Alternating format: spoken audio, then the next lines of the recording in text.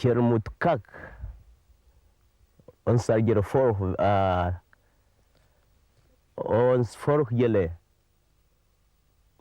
terrorist. Something like that. That is some language they have been using, and say we are ons is achter jullie. Ons is achter jullie. Kafer.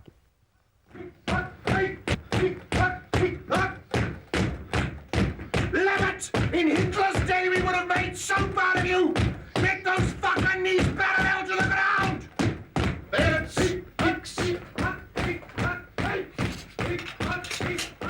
If I get one good bayonet charge from you, you can go to supper.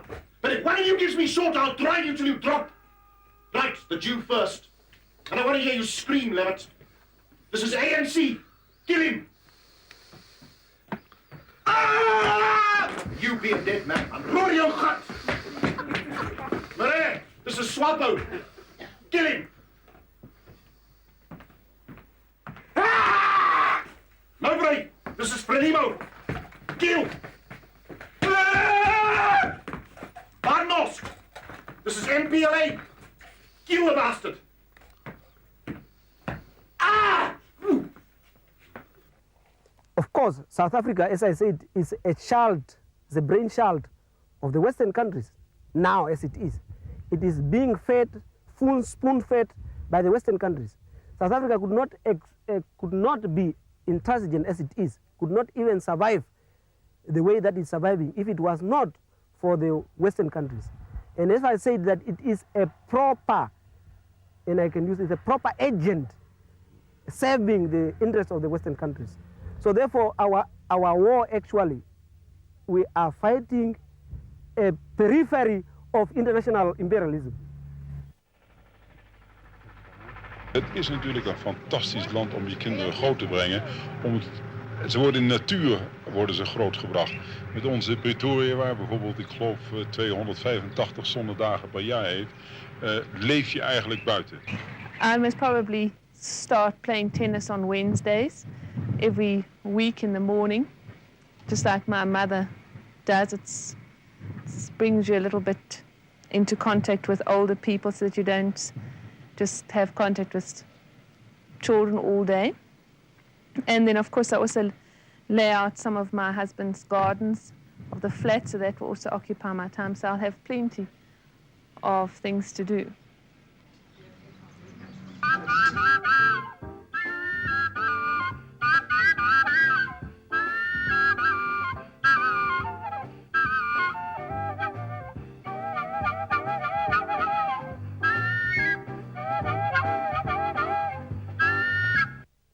We are given maybe something like, for example, hypothetically, 2 million or 3 million guilders to buy food.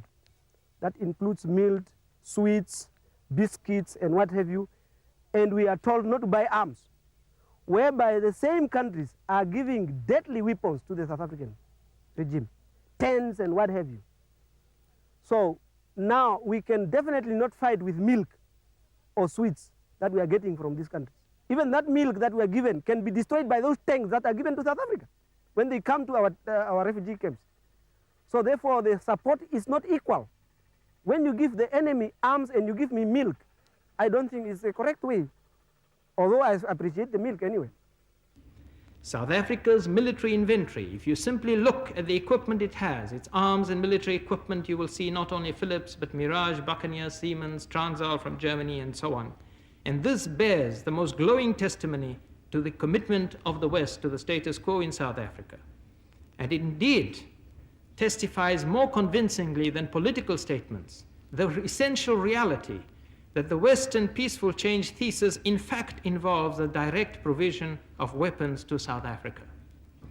I realize the strength of my statement, but I think that the facts of the matter show this essential problem in that we have a peculiar peaceful change policy on the part of the West towards the Southern African conflict, where this peaceful change thesis involves as a vital part of the peaceful change thesis that arms must be supplied to only one side of the conflict, and in this case, the wrong side of the confrontation. it is hard to be precise about this. I would imagine, though, that the situation is not much different from when I was there. If one can understand the extensive indoctrination process that takes place first before one gets to the military as a white South African, through the schools, the churches, the education system, etc. And then once one gets into the army, it is even more intense. I know that when I was in Angola in '75 and then in Namibia, very few people knew, for instance, that we were illegally occupying Namibia. The South African military makes all attempts to try and maintain control of its troops through a lack of knowledge and understanding. So they are doing whatever they want to do. They are massacring our people every day. The cases of rape, cold blood murder of innocent people. So, and nobody has the right to ask them, why are they doing that? So they are given a free hand to operate in such a way. Very criminal way. They are committing actually genocide in Namibia.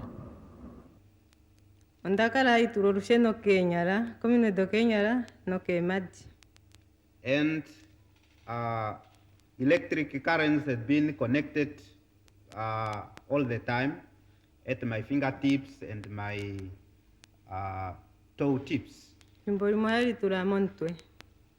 I also have been at a certain stage connected to my head scarf. And also on the breasts.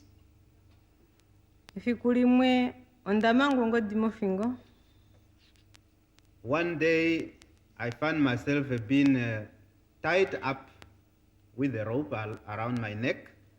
And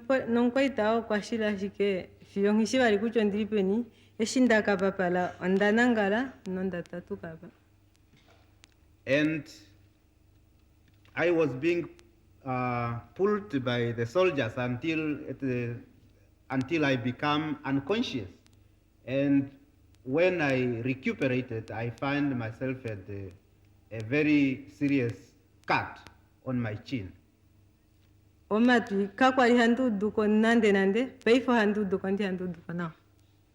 by that time, my hearing couldn't really work at all, and I couldn't hear anything.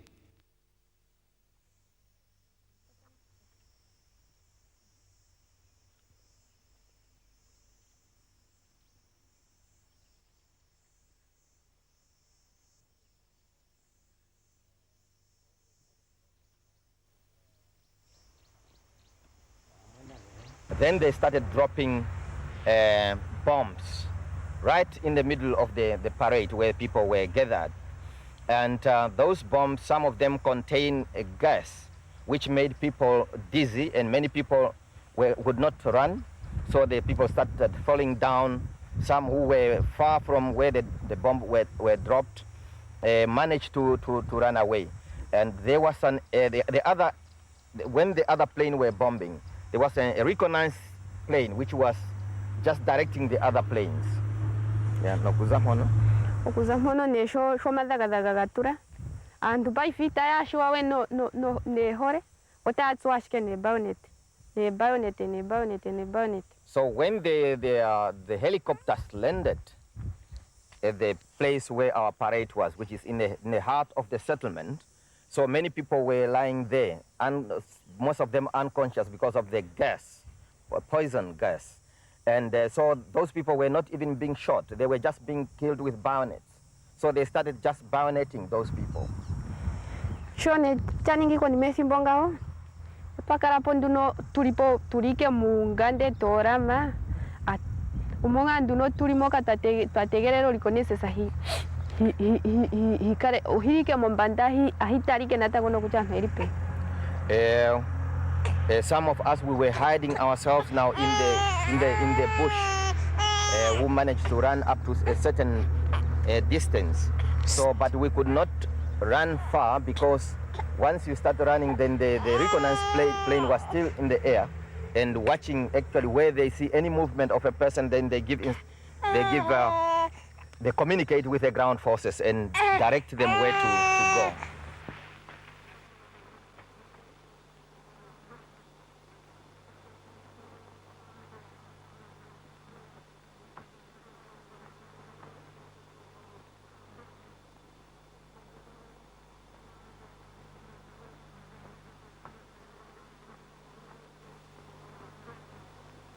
Unfortunately, our country was given to the gangsters of South Africa by the international community. And from the day that they arrived there, they have plundering this country.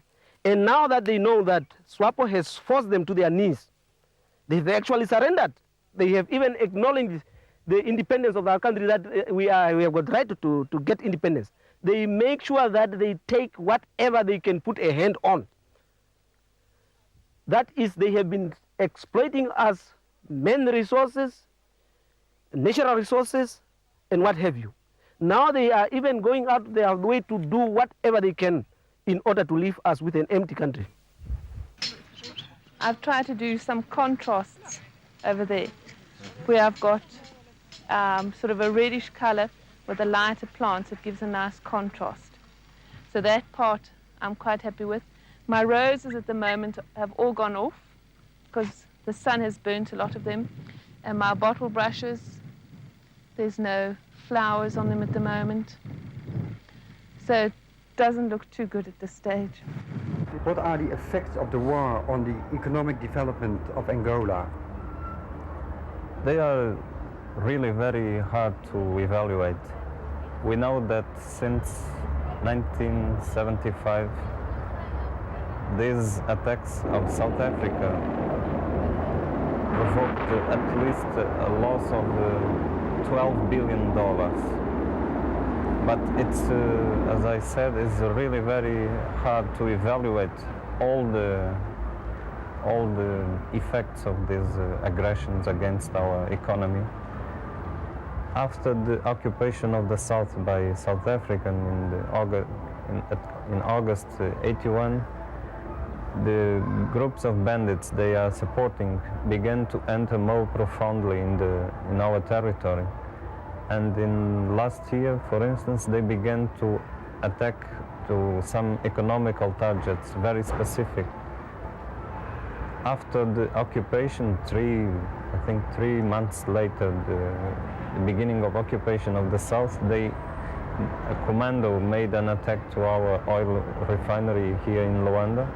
At the same time, when the bandits of UNITA were trying to attack the capital of Kwandukubangu. And after this attack to our oil refinery, they have been making attacks against other economical targets as water dams. They have entered in this region. Groups of bandits have reached the water dam of Lomaum, for instance, where they have kidnapped the Czechs workers who were helping us in this Lomaum dam. From Lomaum dam was giving electricity to Benguela and also to Wambo and even Kuito. And they are the main industrial centers after Luanda. Yes. And with the destruction of this Lomaum dam, the bandits were trying to prevent us to develop the industry in these two centers. They have been also trying to reach Dondo, where there is the main dam, who is the Kambamba Dam, who is giving electricity and energy to Luanda. They want to prevent us, not only Angola, but all the frontline states, to organize themselves and have a better cooperation.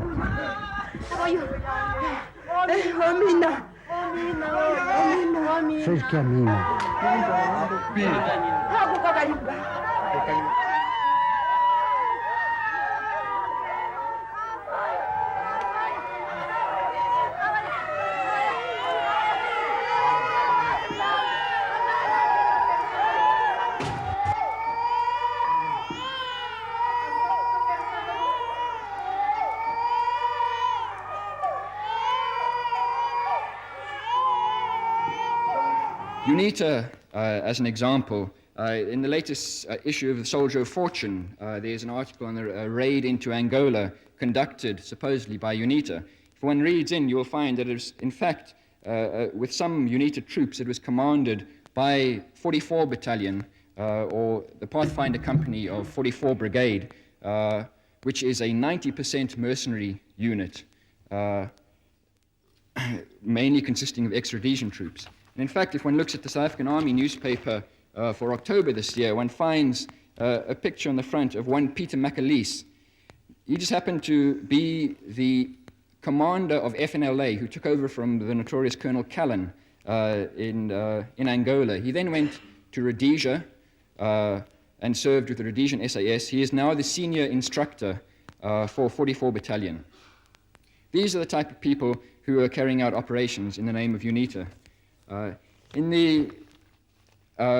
As far as the Mozambique National Resistance is concerned, we know that in Palabora there's now a huge supposedly top secret base that we're not meant to know about. It's disguised as a mining village and a mining compound. It has been built, it was completed in 1980. It has accommodation for over 3,000 troops. MNR are based there, they are trained there. The Selu Scouts from Rhodesia are based there to control those operations. A British member of that unit has been killed in Mozambique. There is clear evidence that, just to then finally round up, is that I think that a very clear point needs to be made that these surrogate forces are not just supported by the South Africans, they are in fact part and parcel. They have no existence independent of the South African Defence Force. They are in fact units of the South African Defence Force. They cannot be seen in any other way. A estratégia dos balos armados, segundo as instruções da África do Sul, porque os próprios chefes deles estão treinados na África do Sul. The strategy of the bandits, as laid down by South Africa, their chiefs are trained in South Africa. E eles têm estratégia primeiro, destruição da nossa economia. They have as their instructions, first of all, to destroy our economy. Por isso que primeiro, então, queima as cantinas. So first they burn down shops. Se tem uma fábrica, então, se não está as nossas forças localizam, então sabotear. If there is a factory that is not guarded by our forces, they discover where it is and burn it down. É por isso que algumas das fábricas foram paralisadas na nossa província. Algumas serrações. Thus some of the industrial units, sawmills, for instance, in our province, were paralyzed. Porque eles foram cortar porque faz parte estratégico econômico. This is part of their economic strategy. Então a estratégia dele também é contra a nossa estratégia. So their strategy is against our development strategy. Constância. Mavuma. Constância Mavuma. Sim. How old are you? Quantos anos tem? 16 anos. 16. He's 16 years old. Foi apanhado na escola. Eram muitos. He was captured by the bandit at school in Milan with other pupils as well. With how many? Quantos outros alunos foram raptados? Vai kumbuka número ali mngakhuluma khona. Nade, não sei como. Ele não faz ideia, mas eram muitos alunos. Foi tempo das aulas? He doesn't know, but he says there were lots of them. Quer dizer, no dia que foram raptados, eram muitos e não foram dito nada, foram amarrados. On the day of their capture, they were tied up. Depois de este ter recebido os treinos, foi dada a promessa de lutar para tirar a independência. Then he was trained and was promised that he would fight for independence. He ran away. The bandits then went to his parents' house. They beat up his mother. E diz que se ele não volta, eles matariam. And said that if he did not go back to them, they would kill his mother. Depois ele voltou de novo aos armados.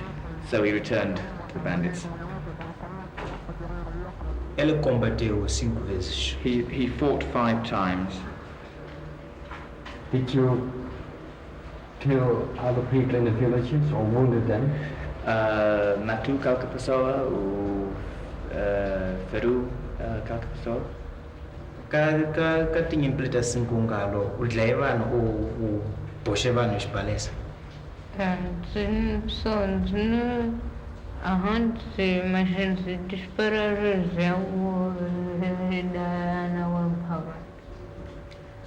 Diz que não sabe, mas ele nos combates disparava. He says he doesn't know, but he says in the fighting he opened fire.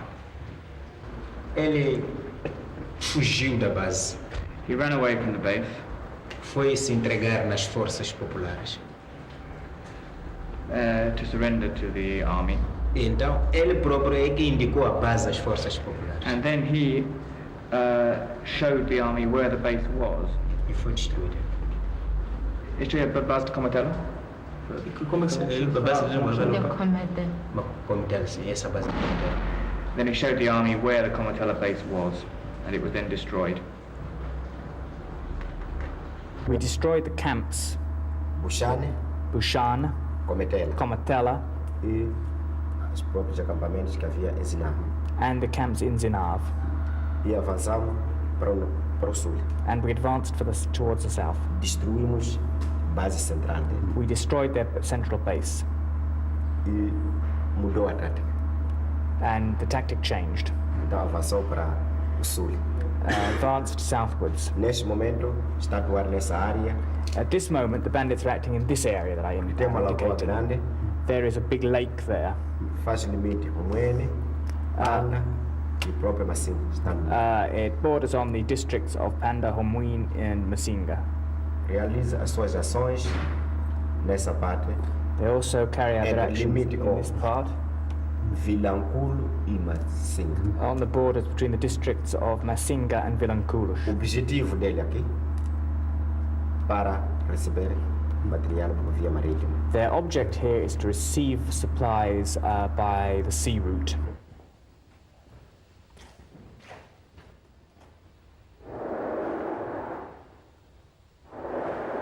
All of this material was captured in Inhambane province. Especialmente numa base, eles consideravam que é uma base central. Particularly in what they called a central base. Que se encontrava em Tome. Which is in Tome. From the base at Tome, the bandits supplied their groups operating not only in Inhambane but also in Gaza and Maputo provinces. E era uma base que eles consideravam que ninguém podia atacar. It was a base which they thought that nobody would be able to attack. Mas com a força e uma boa organização, em colaboração com as populações, tivemos sucesso. But with good organization and with the cooperation of the local population, we were successful.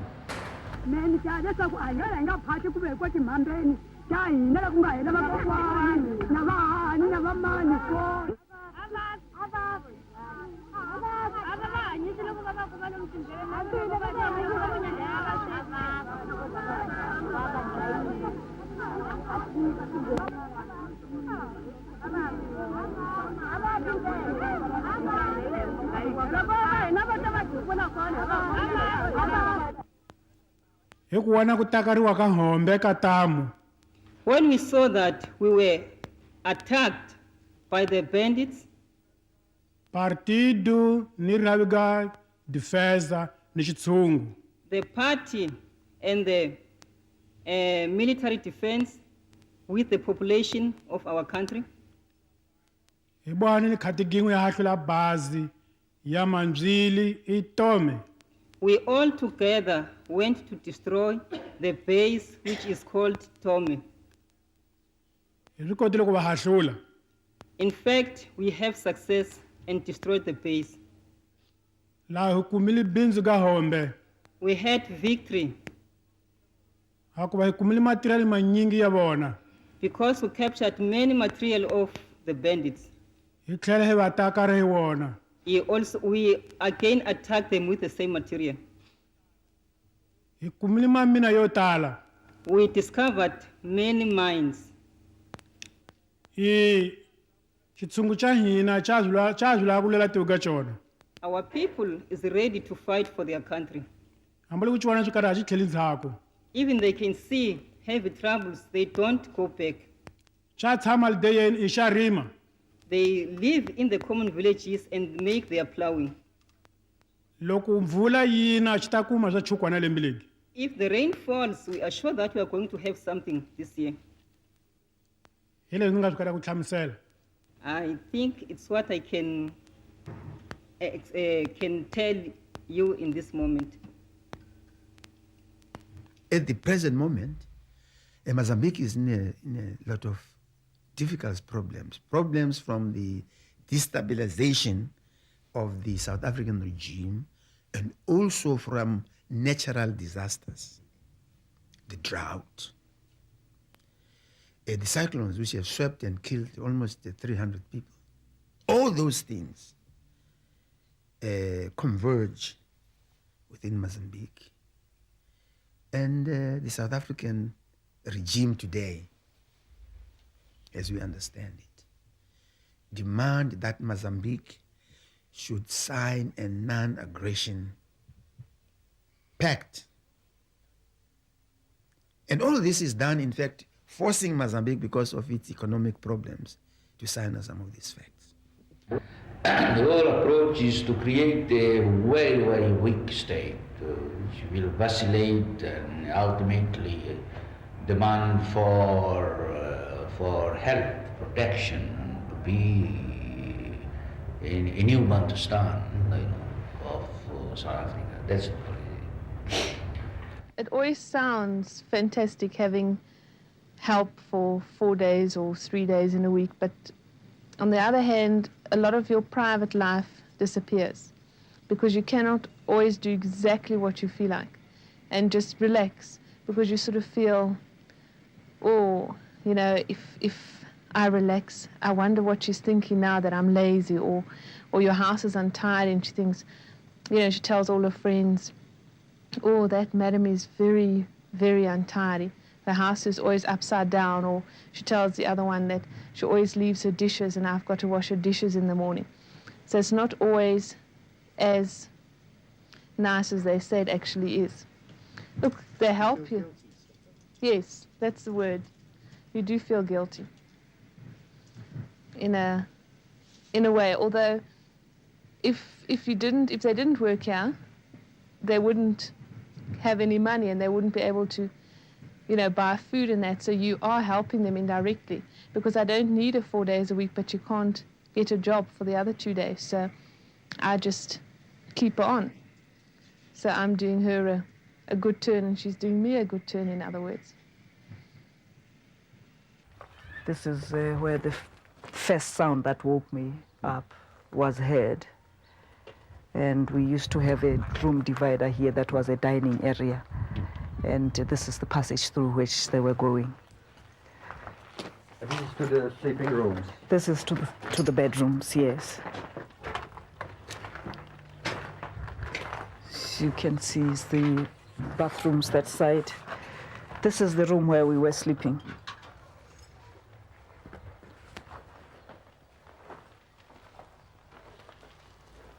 And those are the bullet holes. Yes, the firing from the outside. I mean, it was a massive attack. Actually, you would have thought it was an army coming all out to attack another army. Not so far from here, there's a house where another comrade lived.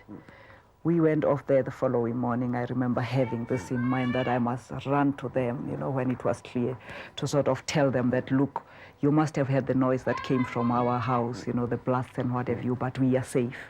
I can never take the picture out of my mind when I went into, you know, there were people standing around and I could just see from their faces that something was wrong. Then when I got nearer, I saw glasses, you know. The house was not so damaged, you know, in itself, but glasses were broken all around the house. So I just sort of passed the people, went on inside the house, and there were bodies lying around, you know, about, I can't remember now, about 4 bodies, yes. And the whole rate of 42... 42 people died in that raid, and some people were injured. As I said, my youngest daughter was injured, and 3 other comrades were injured who managed to escape the raid. They went in my house and they shoot. Then when they shoot one, we start to get out of the bed, then went behind the curtains. Then they shoot windows and doors, and they light with a bright light, and they didn't see us. Then they went next door. Then when they shoot, the father and get out of that next door and say, "Hands up, I'm not fighting." Then they shoot him in the neck, and then he fell down. And they come in and shoot all the family, and they went to the kitchen and shoot and destroy their things. And they went to a kitchen and they didn't see nothing. And they went to another bedroom. They shoot, but they didn't light, but they didn't see my brother. The days following December 9th were havoc to us with an injured child and 2 other children. You know, my second daughter and another child I was looking after. We had to every day be from here to there. You know, friends would take you, relatives would take you in, and you had to be rather unstable. You couldn't live in one place for long, because in a way it was exposing those people, and on the other hand, you don't know whether these people are coming back. So you had to change from house nearly Yes, each night? we had to change from house to house every night. Yeah. Sometimes when it was hot, you know, you even feared living in that house. You would arrive at that house, and at about 12 you feel unsafe. You tell the person, "Look, I think I've got to move again." Is your life still in danger?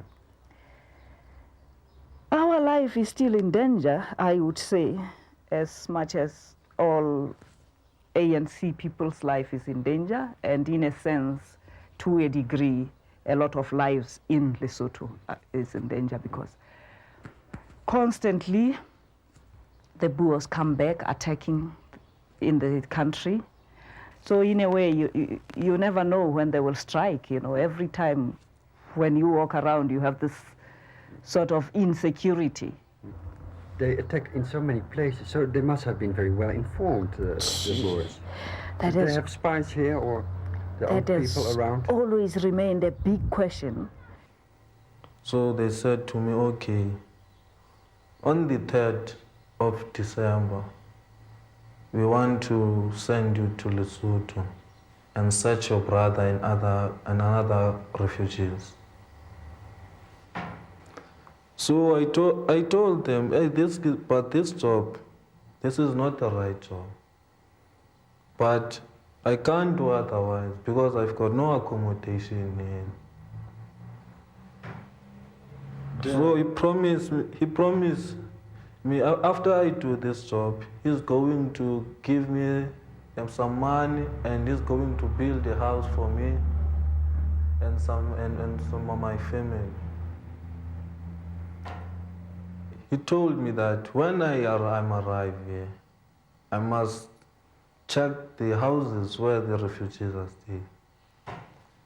After the 9th of December raid of last year, when it became clear to South African command in Pretoria that some soldiers, the aggressors, were missing or could not be located immediately, a threat was made to the Lesotho paramilitary force that if anything happened to South African aggressors, the South African Air Force, all the South African military might would be used to wipe up the whole of the barracks of the LPF and to wipe up the country. In fact, they were threatening to overthrow the government if anything happened to their soldiers. We think that was a real threat. Since 1982, I would tend to think that South Africa is now putting more pressure on Lesotho, mainly to stop Lesotho from pursuing its own independent progressive foreign policy, its identification with the non-aligned countries, with the frontline countries in support of liberation movement and against apartheid. And within that framework, destabilization has taken a different form altogether. Of late, we now see intensification and the use of different instruments, the military as well as the economic.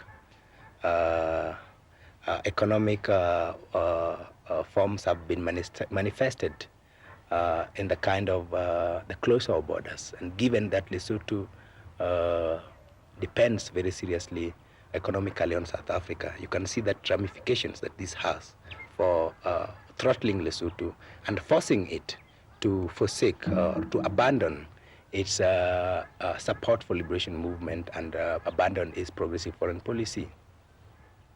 The history of the economic relationship between the small territories on the one hand surrounding South Africa and their big, powerful economic neighbor, South Africa, has been that they have developed as service economies to the bigger South African economy.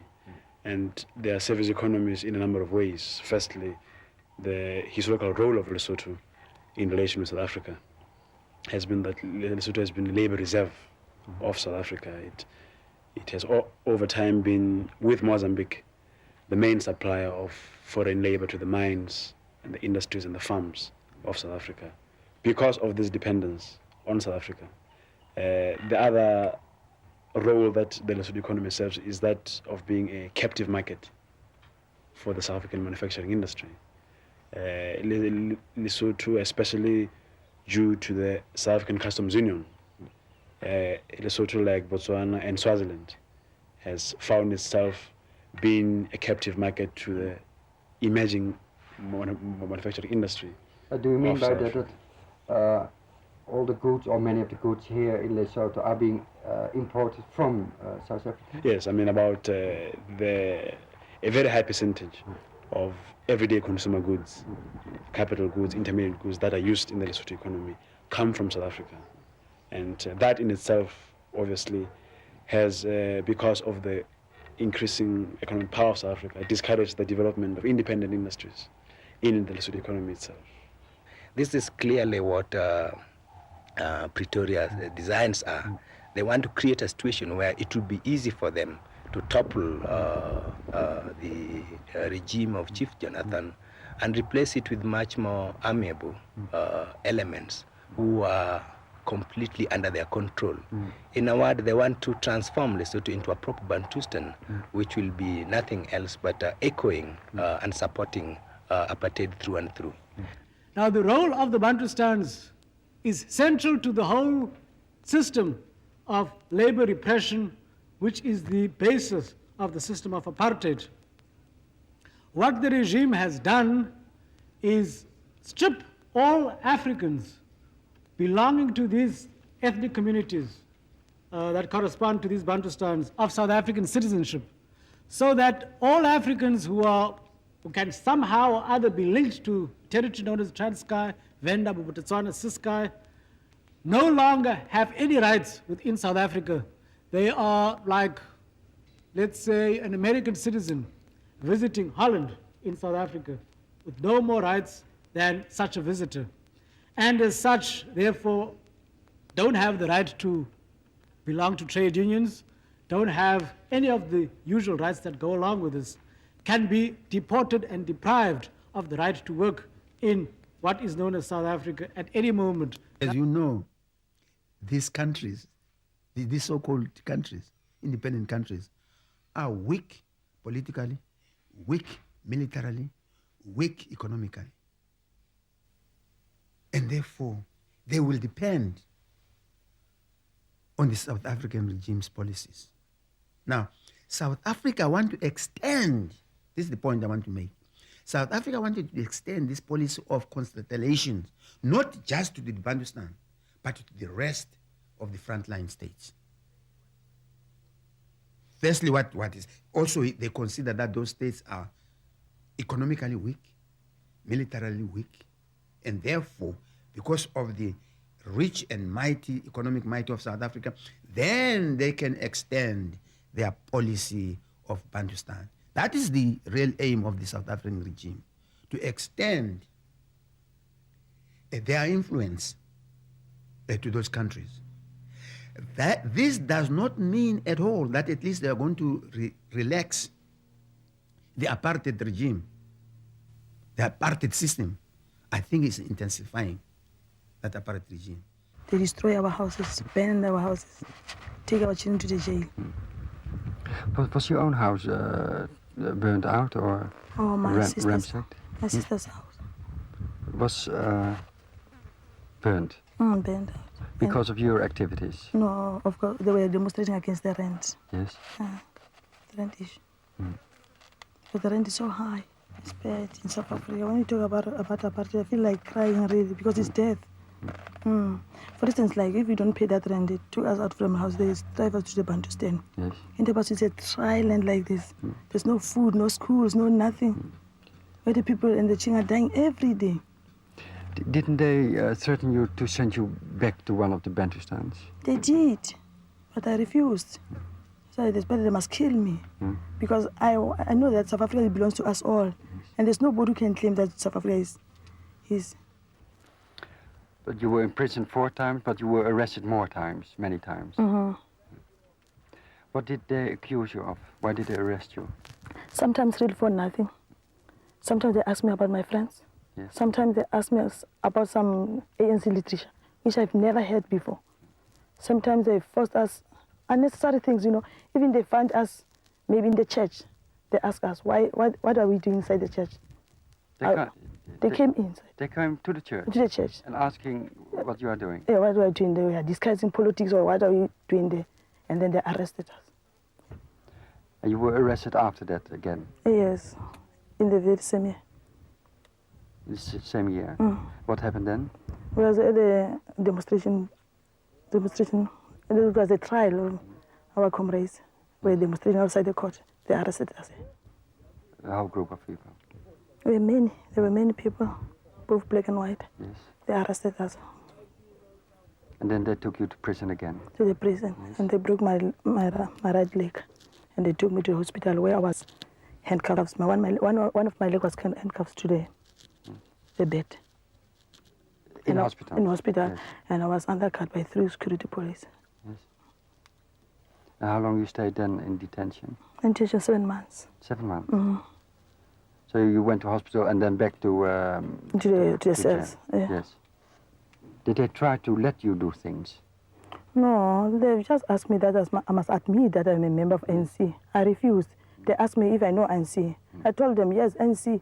We read about the ANC in the newspaper, and the people knows about the ANC inside the country because the ANC is only the organization which the people need.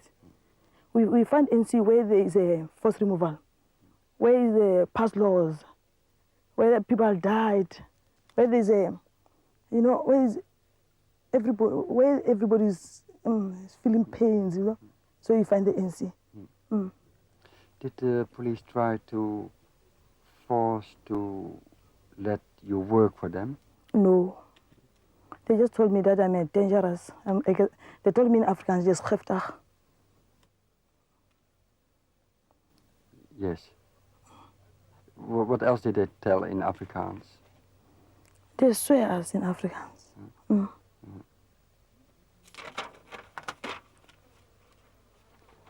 And then you left the country?